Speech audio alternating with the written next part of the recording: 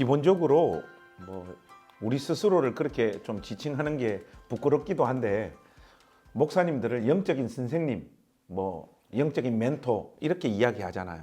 그러니까 뭐 그게 사실이든 아니든 우리를 그렇게 보는 것 같아요. 우리를. 그러다 보니까 선생님이 학생들보다 기본적으로 지식이라든지 어떤 정보가 부족하다는 것은 있을 수가 없잖아요. 그렇기 때문에 목회자들은 끊임없이 책을 읽어야 되는 위치인 것 같아요. 로이드 존스가 그런 말을 하잖아요. 책 읽기 싫으면 목회하지 말라고. 근데 그 말이 함의하고 있는 바가 이제 조금씩 어떤 의미인가가 알 것 같습니다. 저의 개인적인 견해를 좀 말씀드리자면 책을 목회하는 동안 열심히 읽어야 되는 것은 책이 사람들을 이해하는데 결정적인 도움을 주는 것 같아요.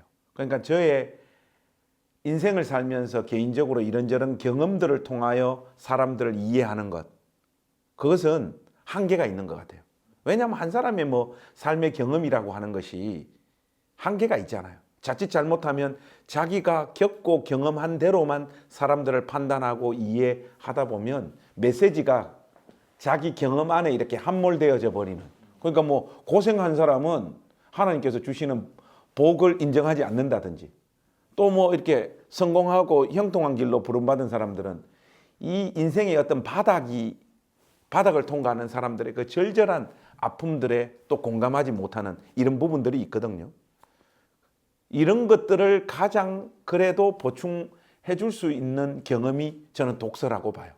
이게 독서를 열심히 하다 보면 다양한 삶의 군상, 다양한 삶의 모습들을 접하게 되고, 또 그 책 내용에 이렇게 공감하다 보면 간접 경험이지만 사람이 이런 존재구나, 또 이런 일을 당하는 사람의 심정이 이렇구나 하는 것들이 특히 문학책들을 통해서 굉장히 좀 풍성해지다 보니까 그것이 하나님 말씀을 전하고 목양하는데 굉장히 큰 유익을 주지 않는가. 그러니까 책 열심히 안 읽으면 목회자가 늘 했던 소리, 했던 경험 안에 머무를 가능성이 많죠. 그런 차원에서 책을 좀 열심히 읽어야 되지 않는가, 그렇게 생각합니다. 저도 이제 목회와 독서의 상관성은 뭐 뗄래야 뗄 수 없는 불가분의 관계라고 생각을 하고, 사실은 옛날에 있어서 특히 목회자와 독서는 굉장히 밀접하고 중요했던 게, 옛날에는 어떤 일반 성도들이라든지 사람들이 어떤 지식에 접근할 수 있는 그 채널이 별로 없었던 상황에서 목회자의 많은 독서가 사실은 그 설교와 함께 흘러나가서 간접적인 어떤 그들의 어떤 지성을 깨우고 하는데 중요한 역할을 한 거죠. 근데 요즘 같은 경우는 뭐 여러 가지 검색 기능이라든지 이런 걸 해서 지식의 평준화가 많이 일어나고 있는 상황이지만, 그 격언도 있지 않습니까? 노인은 한 마을의 도서관이다, 이런 말이 있거든요. 그 노인은 한 마을의 도서관이 될 수 있던 건 그의 지식, 지혜, 인생의 경험들을 통해서 그 마을에 있는 어린아이들이 할머니, 할아버지에게서 그 역사를 배우고 세월을 배우는 건데, 옛날에 목회자는 그런 역할을 한 거죠. 강단 위에서 하나님의 말씀을 길러내어서 풍성히 먹이는 것도 하지만 그 말씀을 더 풍성하게 하기 위해서 많은 독서들을 함으로 성도들이 앉아서 거기에 대한 정보들도 취합할 수 있었는데, 이제 점점 어려워지는 게, 성도들도 도서관도 많아지고 뭐 전자도서관도 많아지고 또 검색 기능도 많아지다 보니까 목회자나 성도나 크게 정보에 접근할 수 있는 그 방법이 똑같고 유사하고, 그러다 보니 그래도 아까 우리 김 목사님 말씀하신 것처럼 목회자는 또 티칭 패스터라고 가르치는 목회자이기 때문에, 에베소서 4장 11절에 나오는 것처럼 가르치는 목사이기 때문에 그 성도들보다 또 한 발 앞서서 또 책을 읽어내야 되고 더 그걸 또 전달해야 되기 때문에 목회자의 독서는 점점 깊어져야 되고 더 치열해져야 되고, 오히려 더 그렇기 때문에 이제 성도들 우리가 굳이 안 해도 알 거야 하는 게 아니라 한 발 더 나가는 그러한 독서들의 또 치열함이 있어야 되니까 점점 어려워지는 것 같습니다. 근데 당연히 해야죠. 저도 뭐 100% 동의하는 게, 목회자가 모든 사람의 삶을 다 이해할 수 없는데 그걸 가장 효과적으로 빠른 시간 내에 알 수 있는 게 독서를 통해서 인간을 이해하고 그들의 감정을 읽어내고 뭐 여러 가지 유익은 이루 말할 수 없으니까, 독서는 앞으로도 아무리 시대가 바뀌어도 목회자의 가장 중요한 하나의 숙제요 책임이다, 그렇게 생각합니다.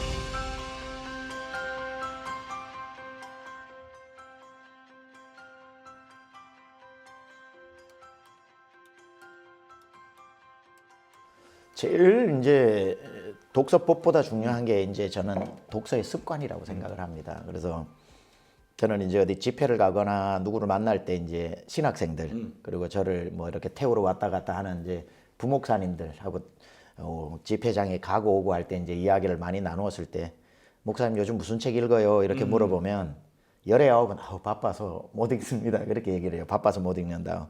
그럼 제가 조금 야박한 말인지는 모르지만 이렇게 꼭 깨우치라고 얘기를 해주는 게 바빠서 못 읽는 게 아니라 습관이 안 돼서 못 읽는 겁니다. 그렇게 얘기를 해줘요.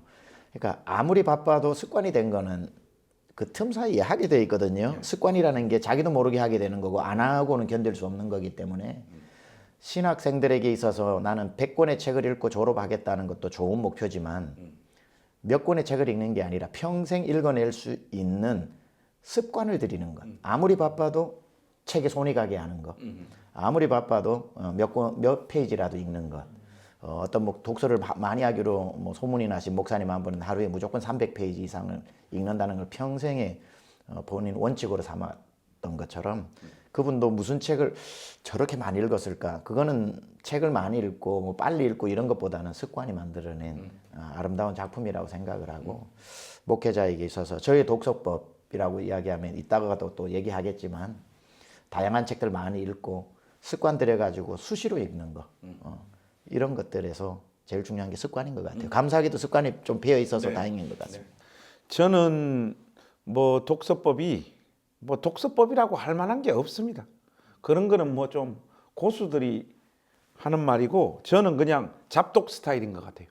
그래서 남들이 좋다는 거 다 따라 읽고 내가 또 재밌어 하는 책 따로 읽고 그렇게 주로 책을 읽고 한 번에 책을 한 10권에서 20권 이렇게 같이 읽는 것 같아요. 저는 스타일이. 왜냐하면 어떤 책 잡았는데 읽다 보면 좀 지루해.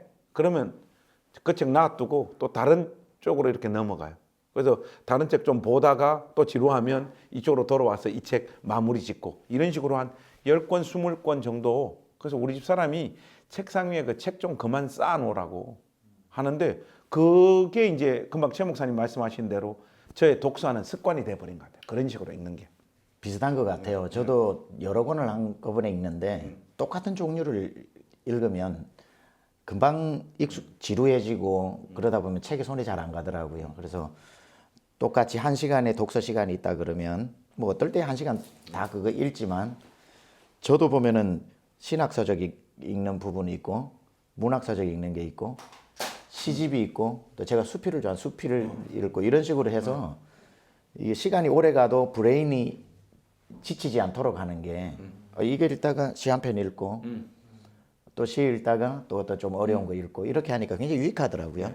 그래서 뭐 저 같은 경우에는 다른 취미가 별로 없어요. 뭐 요즘 뭐 목사님들 보니까 사진 그리고 뭐 요즘 이 커피 한 잔 마셔. 뭐 커피 뭐 이런 하니까 다재다능한 목사님들이 굉장히 많으시던데 최 목사도 별로 그런 게 없지. 전혀 없지. 그래서 취미가 별로 없어요. 그러니까 뭐 어릴 때 자랄 때 좀 괜찮은 환경 속에서 못 자라서 아예 뭐 뭘 취미로 뭐 이렇게 해서 뭐 손재주 같은 것도 별로 없고 이러다 보니까 그냥 시간이 나면 그냥 책을 읽는 게 좀 이렇게 버릇이 된 것 같아요. 그래서 뭐 그냥 금방 말씀드렸다시피 이 책 저 책 이렇게 주로 보죠. 막 그런 식으로. 그리고 뭐 우리 부목사님 나보고 활자 중독이라는데 뭐 그게 이제 뭐 보통 사람이 다양하게 어떤 일을 하는 동안 나는 뭐 할 줄 아는 게 그것밖에 없어서 그렇게 이렇게 책을 읽는 것 같아요. 그리고 또 그 안에서 자꾸 읽다 보니까 또 재밌기도 하고요. 그러다 보니까 뭐 그게 습관이 되고 그런 것 같아요.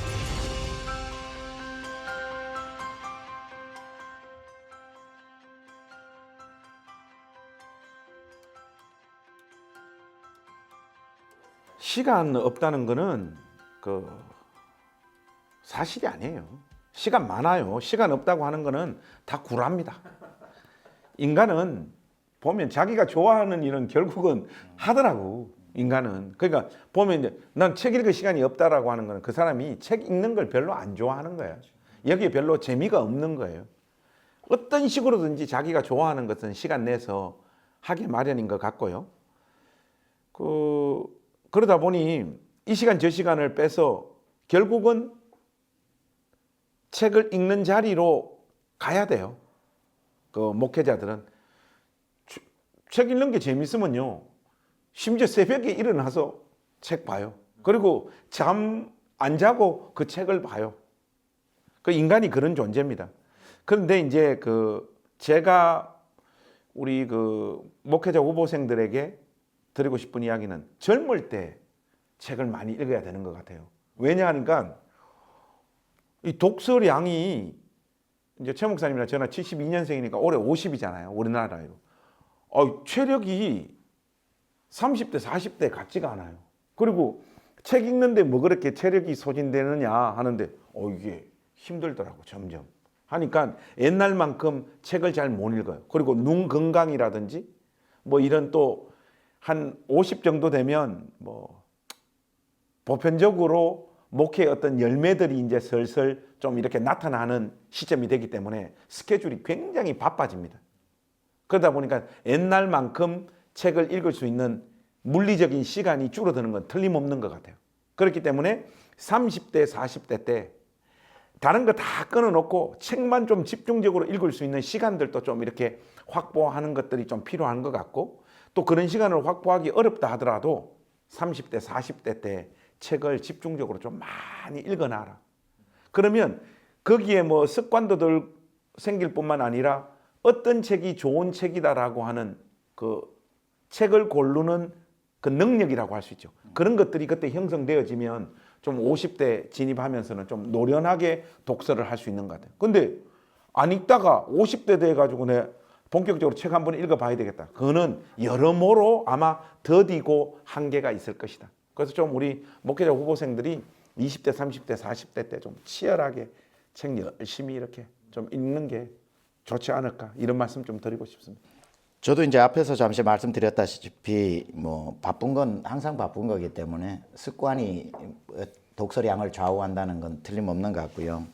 저 같은 경우도 항상 목회를 지금 이제 담임 목회를 하다 보니 이제 20년이 됐는데 이제 저에게 들어있는 습관은 월요일은 이제 제가 읽고 싶은 책들 그냥 하루 종일 읽는 시간이에요. 그래서 커피숍 같은 데 가가지고 근데 이제 한국에 와서는 월요일 날도 가만 놔두지를 않아가지고 그게 늘 고민이긴 한데 뭘 일이 없으면 저는 무조건 여기 30분 운전해 나가가지고 조금 외곽에 나가서라도 아침에 가서 저녁에 옵니다.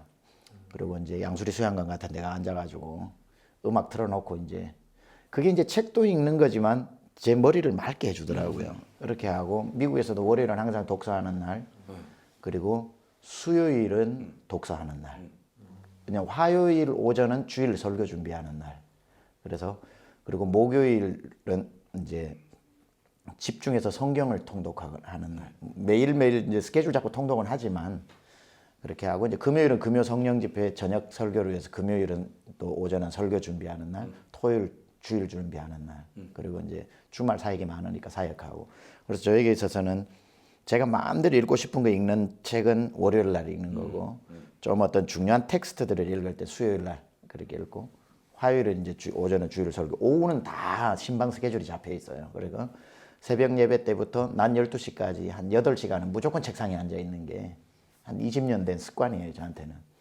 그래서 그렇게 하고 이제 목요일은 성경 통독 이제 좀 진도 쫙 내고 뭐 금요일은 아까 말했듯이 그러다 보니까 어느 정도 시간들이 많이 확보되더라고요. 최 목사님 말씀 들어보니까 제일 이제 부럽고 또 나도 따라하고 싶은 게 이렇게 시간을 확보하는 거.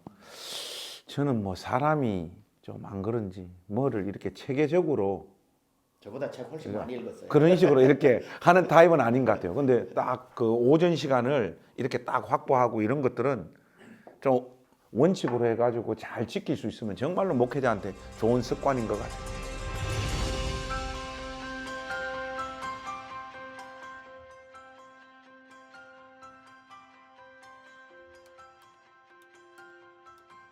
저는 모든 책이 다 유익하더라. 그래서 어떤 책이라는 거는 없는 것 같고요. 대신 균형 있게 좀 읽어내는 게 중요하다. 그러니까 이 한 분야를 많이 읽는다기보다는 이 목회라고 하는 게 전부 사람을 이해해야 되는 거고 삶의 정황을 이해해야 되는 거고 또 돌아가는 시세를 알아야 되는 거고 그걸 성경적 신학적으로도 풀어내는 또 신학적 안목이 있어야 되는 거고 성경적 관점이 있어야 되는 거기 때문에 성경적 관점을 가진 것만 계속 공부를 하면 세상을 못 읽어내는 거고 세상만 읽다 보면 대안을 줄 수 없는 거고 그러니까 두 개를 우리는 항상 다 같이 가지고 있어야 되기 때문에 그걸 가장 효과적으로 할 수 있는 게 다양한 독서이기 때문에 어떤 책이라는 것보다는 저는 그렇게 말하고 싶은 게 이제 아까 우리 김 목사님 얘기한 것처럼 한 40대 중반 정도 된 이제 부사역자가 와서 목사님 책을 이제 본격적으로 읽고 싶은데 어떻게 읽어야 됩니까? 할 때 책 좀 소개해 달라고 할 때 제일 난감해요. 왜냐하면 20살 때부터 읽어내야 되는 책을 소개해 줘야 될지 그거 다 빼버리고 지금부터 좀 도움되는 최근 유행하는 책을 뭐 읽어보라고 해야 될지가 굉장히 난감하거든요. 그래서 독서는 일찍부터 해야 되는 게 확실한 것 같고 이게 기초 파운데이션이 돼 있으면 뭐 요즘 나오는 이거 좋더라 한번 읽어보라 저거 좋다 읽어보라 뭐든지 하겠는데 제일 힘든 게 책 추천해 달라는 게 제일 힘들어요. 그런 상황이 있다 보니까 많은 책들을 조금 더 젊을 때부터 읽는 게 굉장히 중요한 건 사실인데 근데 이제 사람들이 쉽게 그런 걸 잘 못하는 게 좋은 책을 막 내가 작정하고 읽어야 되겠다 하니까 습관도 안 붙고 재미도 없고 좋은 책일수록 어렵고 진도 안 나가잖아요.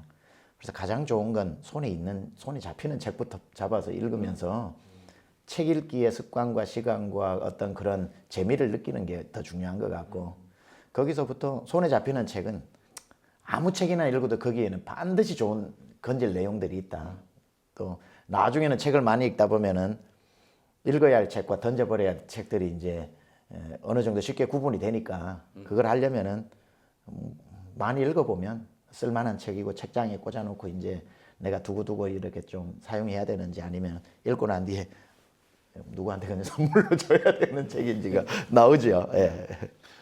목사님께서 뭐 이제 그 원칙이나 기준 같은 것들은 이렇게 좀 잘 말씀해 주셨으니까 저는 뭐 저 개인적인 그 독서 방법에 대해서 좀 말씀드릴게요. 뭐 기본적으로 저는 뭐 시사인, 뭐 본과 상황, 기독교 사상, 북저널리즘 뭐 이런 것들 가지고 최근 교계 이슈나 세상 돌아가는 정보들 어떤 일이 벌어지고 있고 세상에서 사람들은 어떻게 뭐 이런 상황들을 바라보고 하는 것들을 놓치지 않고 계속해서 이렇게 좀 읽으려고 하는 편입니다. 보통 그런 잡지들을 통해서. 그 다음은 이제 페이스북을 보면 기본적으로 이렇게 글을 쓰는 공간이잖아요. 그러니까 글을 쓴다고 하는 것은 보통 성도들이 가진 어떤 인문학적인 지식이나 교회를 바라보는 어떤 이런 시각들이 좀 이렇게 명징하고 조금 더 날카로운 사람들이 거기 많이 모여 있어요. 그러니까 보통 이런 사람들이 책에 관한 이야기들을 굉장히 활발하게 많이 하더라고요. 그러니까 거기 보면 내가 안 읽었던 책 그리고 내가 소개받으면 굉장히 좋은 책들이 막 떠돌아다녀요. 그러면 이제 거기서 내가 안 접했던 거 그리고 또 읽고 싶은 어떤 책들을 이렇게 확보를 해요. 그리고 페이스북 세상은 굉장히 다양한 사람들이 다 모여 있잖아요. 그럼 뭐 문학 교수님들도 있고 뭐 책 덕후들도 있고 그런 걸 통해 가지고 일반 서적들 같은 경우에 굉장히 많은 이런 정보들을 얻게 됩니다. 그걸 가지고 이렇게 좀 책을 읽고요. 뭐 어떻게 하다 보니까 기독교 출판 시장에 나오는 책을 많이 이렇게 추천사를 쓰게 되게 됐어요. 왜냐하면 페이스북에 선전해 주면 책이 많이 팔리다 보니까 나를 이제 추천사로 추천사 목사님으로 이렇게 해서 하니까 추천사 해주면 책이 공짜로 오잖아요. 그리고 또 저 사람을 추천사 해줄 사람으로 확보를 해야 되겠다 싶어서 내가 안 해준 출판사에서도 책을 공짜로 굉장히 이렇게 많이 와요. 그러면 사실 그런 책들 앞에서 언급한 책들과 이런 책들 소화하기도 버거워요.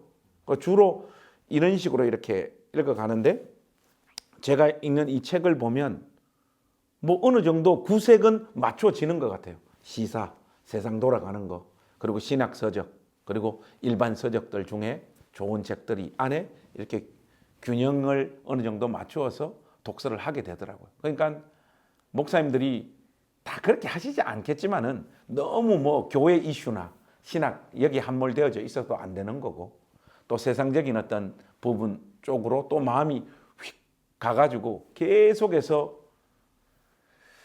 그 신학서적이나 좋은 신앙서적들을 또 읽는 것을 멈춰도 안 돼요. 목사님들이 설교집 같은 거 읽는 걸 굉장히 폄하를 하던데 저는 그렇게 생각하지 않아요.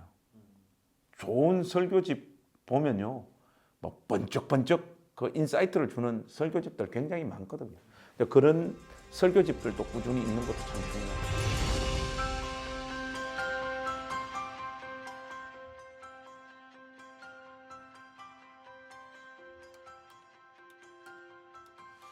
뭐 앞에서 거의 이야기했던 내용 같은데, 근데 저는 무엇을 목표로 해가지고 책을 읽어본 적은 없습니다. 그냥 재밌어서 읽는 거예요. 재밌어서.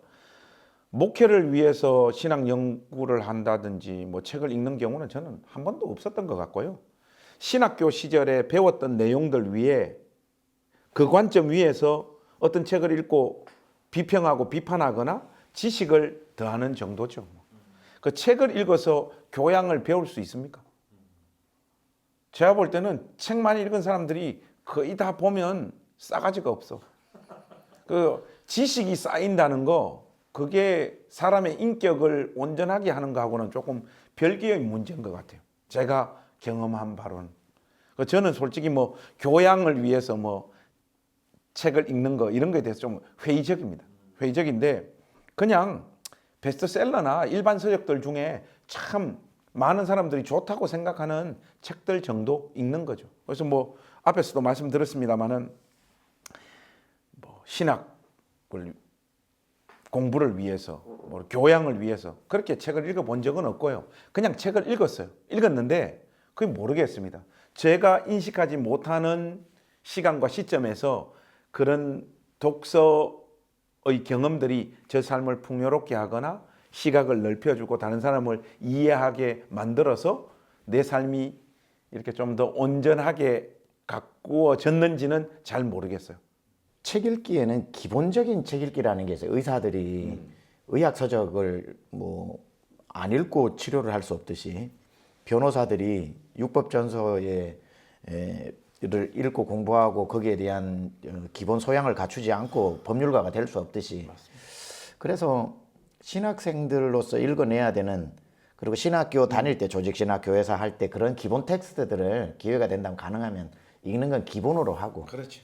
기본으로 하고 그 공부를 신학자가 아닌 이상 평생 반복하고 반복한다기보다는 저는 그 기본 텍스트 외에 세상에 있는 모든 책은 거기에 대한 각주라고 생각을 하기 때문에 많은 책들을 읽어 나가면서 읽어왔던 책들과 연관을 지켜보고 예를 들어서 다시 조직신학으로 가서 인간론을 다시 공부하는 게 아니라 인간론이라고 하는 기본적인 신학적 소양이 나에게 인간은 뭐 의로운 사람이라 할 수도 있고 인간은 죄인이라 할 수도 있고 인간은 뭐 자유의지를 가지고 구원에 이룰 수 있다고 하고 아니다 우리는 철저히 무능하다 그건 자기가 이해하는 성경적 신학적 인간론이기 때문에 그건 정립을 해놓고 난 뒤에 그런 인간의 삶들이 현실에서 어떻게 어떤 소설 속에서는 나타나고 수필 속에서는 나타나고 어떤 뭐 인문학이나 뭐 교양서적이나 뭐 경제서적에서는 어떻게 나타나고 이런 인간론에 대한 접근이 경제관으로 어떻게 또 정치적 이데올로기로 어떻게 구현되는지 이런 것들을 대충 많은 책들 속에서 신학적인 또 다른 스타일의 신학책이라고 저는 생각을 하기 때문에 이제는 많은 책들을 읽어내면서 어떤 그 일반 서적 속에서 신학적인 것들도 발견하고 또 이제 뭐 목회적인 인간 이해 당연히 인간론 하나님의 어떤 뭐 주권 이런 것들도 일반 서적이 많이 있더라고요. 아니 그럼요. 시 하나에도 다 있어. 시 하나에도. 그리고 또 신정론이라든지 뭐 그런 것들 좀 어차피 목회자는 그 직업병이 있어서 무슨 책을 읽어도 설교할 때 써먹으려고 하는 그런 직업병들이 있기 때문에 또 그런 어느 정도 동기부여가 있으니까 책 읽는 것도 또 재미가 있더라고요. 이게 막 읽다 보면 아까 최 목사님 말씀하셨듯이 이 책 저 책 읽다 보면 연결되어지는 어떤 부분들이 있다고 했잖아요. 저도 그런 경험들이 꽤 많았는데 그때가 독서할 때 제일 큰 그 희열을 주는 것 같아요. 예를 들면 먹고 사는 문제 그런 부분에 있어서 약간 기독교 근본주의 시각에서는 하나님 영광을 자꾸 강조하다 보니까 그거 먹고 살라고 그렇게 하냐 뭐 이런 어떤 약간은 폄하하는 듯한 표현들을 많이 하잖아요. 근데 나이를 먹으면 먹을수록 이 먹고 사는 문제와 관련해 가지고 실존적으로 느끼는 고민들이 굉장히 깊잖아요. 그래서 뭐 저 기억을 뭐 읽었던 책들 중에 산동수용소라든지 그리고 뭐 카레지라라든지 그리고 그리스인 조르바, 여기 이 세 책을 따로따로 아무 연결점 없이 읽었는데 그 똑같이 이 문제를 다루는 기가 막힌 그 인사이트들이 있더라고. 그걸 제가 연결해 가지고 글 또 한번 써본 적이 있는데, 그때 다른 시대, 다른 공간에서 이 사람들이 이 문제를 가지고 이렇게 동일한 실존적인 고민을 가지고 이런 대답을 해놨네 하면 그 사람들 뭐 잘 모르니까 그거 그대로 뺏겨가지고 내 관점으로 그냥 가져오더라도 그 굉장히 그 어필이 되고 굉장히 그 아주 통찰력 있는 어떤 글이나 메시지가 되어지더라고요. 그러니까 그런 부분에 있어서 참 좋은 것 같아요. 이래저래 읽다 보면 맞아요. 연결되고 만나는 부분이 있다. 그 부분을 저도 꼭 강조 좀 하고 싶습니다.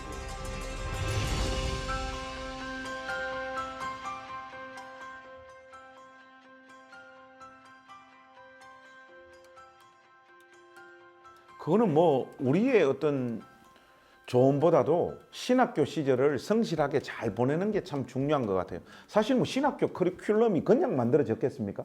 굉장히 어떤 한 사람의 목회자를 만들어내는 데 있어가지고 교수님들이 모여가지고 정말로 고심하면서 그 학위 과정을, 그 신학교 커리큘럼을 구성하는 거기 때문에 신학교 시절에 자기가 선택한 과목이라든지 필수 과목들에 대한 진지한 공부, 그 과정만 정말로 좀 치열하게 통과하고 난다면 어느 교단에 소속되어 있든지 그 교단의 어떤 신학적인 칼라들이 잘 새겨지지 않을까 싶어요. 근데 그런 과정들을 건너뛰고 목회하는 과정 속에서 난 신학을 한번 구축을 해봐야 되겠다, 이런 사람들 치고 목회를 잘하는 사람들이 별로 없는 것 같아요.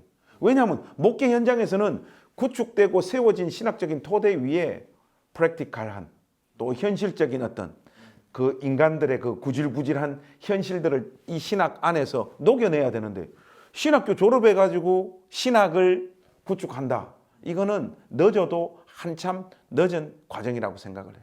그러니까 어쨌든 신학교 다니는 동안은 좀 치열하게 그 학위 과정 속에서 공부를 열심히 하면 자연스럽게 좀 신학적인 베이스들은 형성되어지지 않겠는가, 그렇게 싶어요. 저도 이제 신학 서적을 어떻게 탄탄하게 읽는가, 어떤 책을 읽어야 되는가라고 하는 거는 좋은 질문이지만 굉장히 어려운 질문일 수 있는 게, 내가 만약에 장로교 칼비니스트가 되겠다 하면은 기독교 강요를 무조건 읽어야 되겠죠. 기독교 강요만큼 중요한 텍스트는 없으니까.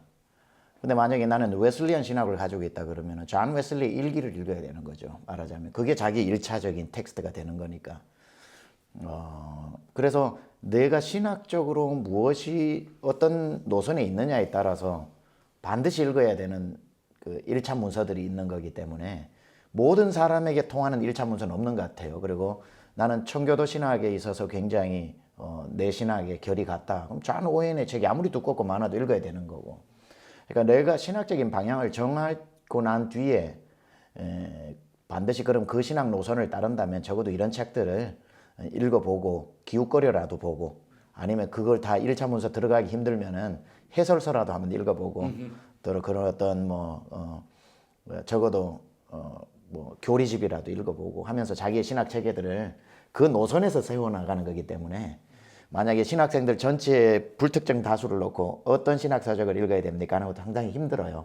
교회사 같은 경우도 이제 교회사의 저명한 뭐 책들, 곤잘레스 책들, 우리 신학교 때 뭐 읽었던 그런 책들이 기본 텍스트, 일반적인 교회사에 대한 역사를 써놓았지만 저 같은 경우는 침례교니까 또 베프티스트 헤리티지, 침례교회사 같은 경우도 또 굉장히 집중해서 또 읽어서 실제적인 교회사와 어떻게 맥락과 어떤 연관성이 있는지를 해야 되는 거, 성결교는 성결교대로 감리교, 장로교가 다 있듯이 그거는 1차적으로 신학생들이 본인들의 어떤 신학적인 방향, 교단이 어떤 추구하는 방향들을 가지고 텍스트를 읽어내는 게 중요한 것 같고, 그게 이제 어느 정도 체계화되어져 있다면 그건 또 평생 체계화되어져야 하지만 기본적 소양이라는 말을 자꾸 쓰는데 어느 정도 신학적인 여기에 이제 쌓아 올리면 되겠다라고 한다면 정말 다양한 책들을 이제 접근하는 것도 굉장히 좋은 것 같고 아까도 좀 이야기하다가 이야기했던 것 중에 하나인데 저는 일반 서적에서 신학적 깊이 이상의 어떤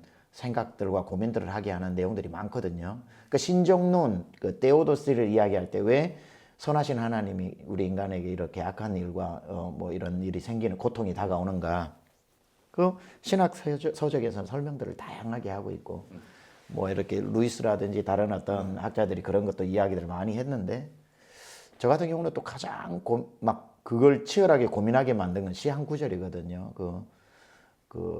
제가 이렇게 인용으로도 넣어놓기도 했는데 그 일본의 그 하이쿠라고 하는 시가 이렇게 몇 자로 딱 그냥 끝을 내는 시가 있는 거죠. 그 18세기인가 이사라고 하는 시인이 30 됐을 때 아이 5하고 자기 처를 잃어버려요. 죽게 되죠. 세상이 끝난 거지. 절을 찾아갑니다. 절을 찾아가가지고 선사한테 그 승려한테 자기 이야기를 하니까 그 승려가 이야기를 해주는 게 인생은 이슬 같습니다. 이렇게 이야기를 해줘요. 그가 그 얘기를 듣고 돌아오면서 지은 시가 제가 여기 적어놨는데 보니까 찾아보니까 있네요. 하나의 이슬 같은 세상이지만 그래도 그렇다 해도 점점점 이게 끝이거든요. 인생이 이슬이라는 건 맞는데 이 사람이 계속 묻는 게 아무리 이슬같이 보잘것없다고 그래도 그렇다고 해도 나 이렇게 잔인하게 진짜 이슬처럼 대할 수 있는가? 이게 신정론에 대한 제일 중요한 어떤 질문이거든. 이 시 하나가. 저는 사실 이 시 하나를 그때 한 몇 년 됐어요. 앞에 두고 오전 내내 생각한 적이 있어요.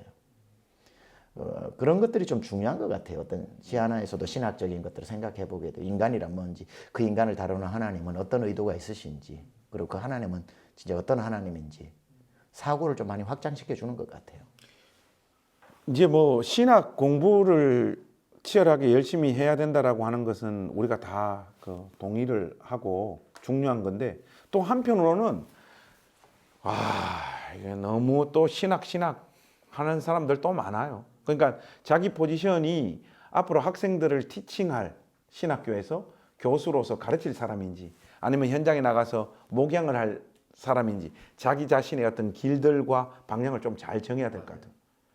이게 목회자인데도 불구하고 각 분야에 대한 어떤 지식들을 신학교 교수님처럼 하지도 못하면서 계속해서 거기에 어떤 갈망, 결핍들을 느끼는 분들이 있어요.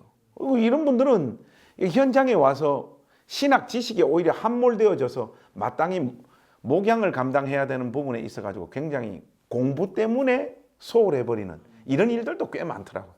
그러니까 정말로 이제 현장에 나가서 목양을 해야 될 목회자로서 갖추어야 될 어떤 신학적 소양 이런 정도가 어느 정도 돼야 될지에 대한 고민들도 좀 지혜롭게 잘해야 될 필요가 있지 않을까. 우리 뭐 선후배들 중에 막 오직 책만 읽는 사람들도 있습니다.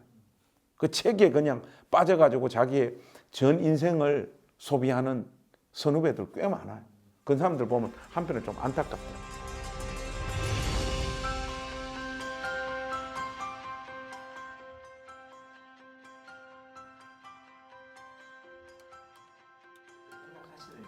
우리 다 솔직히 그렇게 하지 않습니까?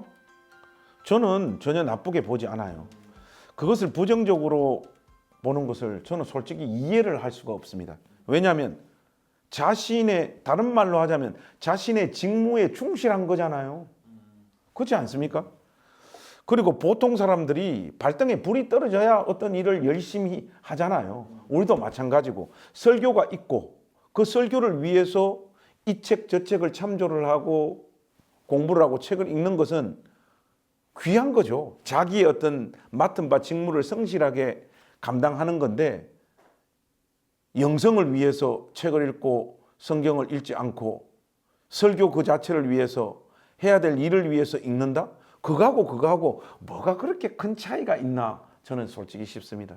자기가 감당해야 될 일 때문에 진지하게 자료들을 찾고 책을 찾아서 그 설교를 준비하고 하는 것은 좋은 영성을 가지고 있는 사람만 그 일을 성실하게 감당할 할 수 있을 것 같은데. 저도 뭐 더 보탤 거 하나도씩 100% 찬성이고 그래서 한마디로 제가 딱 제 의견을 표시하자면 설교를 준비해야 되기 때문에 성경을 읽고 설교를 준비해야 되기 때문에 책을 읽어야 하는 것이 목회자에게 주신 가장 좋은 선물이다 그렇게 생각합니다. 그 선물이라니까 목사님 그거 생각이 나요. 그 뭐 이런 표현들이 또 전국에 있는 목사님들 또 불편하게 할지 모르겠는데 저 경험으로 보면 그래요. 신학교 그 입학할 때 그 학력고사 성적이 별로 안 높았어요. 근데 그것도 이제 저는 근근히 들어갔는데 그런 그 열등감 비슷한 것들이 나는 공부를 잘하지 못한 사람이었다라고 하는 그 열등감 그게 늘 자리 잡혀 있었고 목회하는 내내 그 문제가 좀 그 해결되어지지 않았어요. 그러다 보니까 어떤 목사님들은 그런 것들을 보충하기 위해서 더 상위 과정들을 열심히 또 공부하는 목사님들도 있고 하던데 그래서 제가 어떤 목사님한테 이런 고민들을 이렇게 이야기하니까 야, 김 목사 니 그렇게 생각하나? 그러니까 좀 목사님 솔직히 그런 것들이 해결이 안 됩니다니까 니 있잖아 목사가 학력고사 성적이 니 말대로 그렇다 하더라도 야 목회하면서 어쩔 수 없이 우리가 책 읽고 설교 준비하기 위해서 이 자료 저 자료 보고 그 세월들이 20년 30년 됐다는 거는 우리보다 훨씬 좋은 대학 간 사람들하고 우리가 이제 대화를 나누고 뭐 세상을 논하고 정치를 논하고 인문적 지식을 나누었을 때 절대 안 밀린다. 그 목사님이 그런 이야기들 이렇게 해줬을 때 좀 공감 가는 부분들이 있었어요.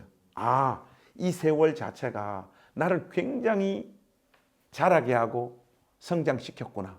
그런 차원에서 굉장히 큰 선물이다. 그 말에 굉장히 공감이 좀 많이 갑니다.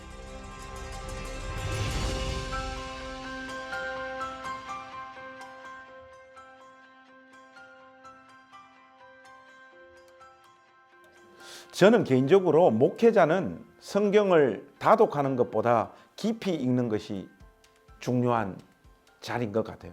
성경을 다독해야 되는 것은 목회하기 전까지는 좀 성경을 여러 번 이렇게 다독해서 읽는 게 필요합니다. 30독, 어떤 분은 50독, 많이 읽는 분은 뭐 100독 넘게 하시는 분들도 있는데 그런 것들이 목회하기 전까지는 좀 그렇게 읽어서 구석구석 모르는 내용이 없을 만큼 성경을 탄탄하게 지식으로 채워야 되고 목회 현장에서는 다독보다는 깊이 읽는 것. 그래서 저 같은 경우에는 예를 들면 고린도 전서를 읽잖아요.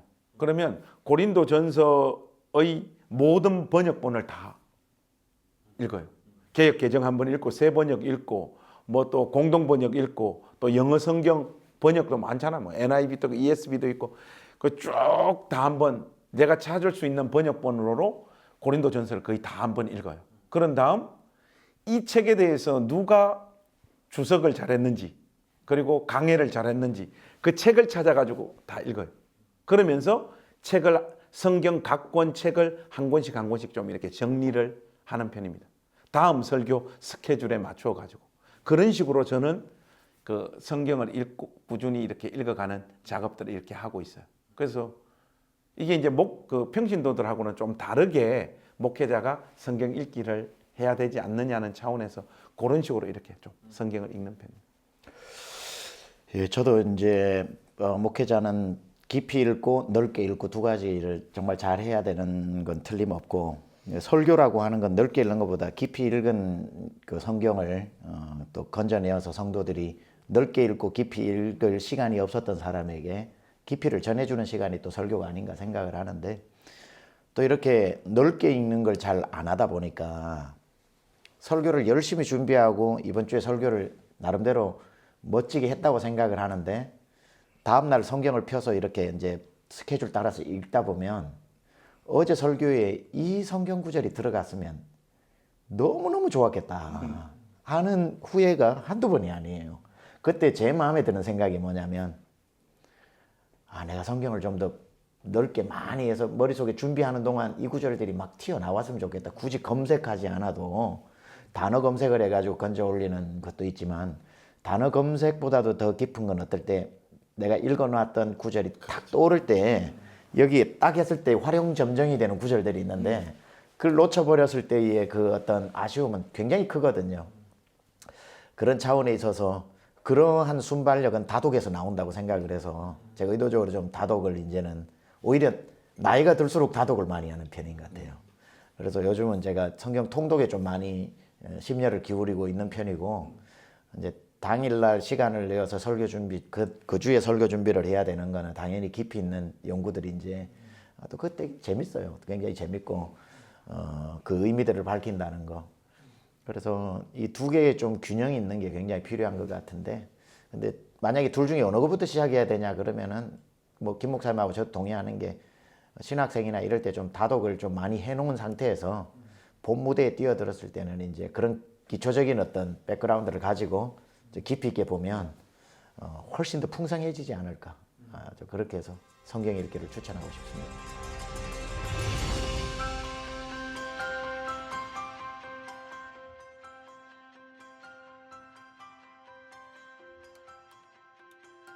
제가 이게 좀 회의적인지는 몰라도 책 안 읽는 사람은 안 읽더라고.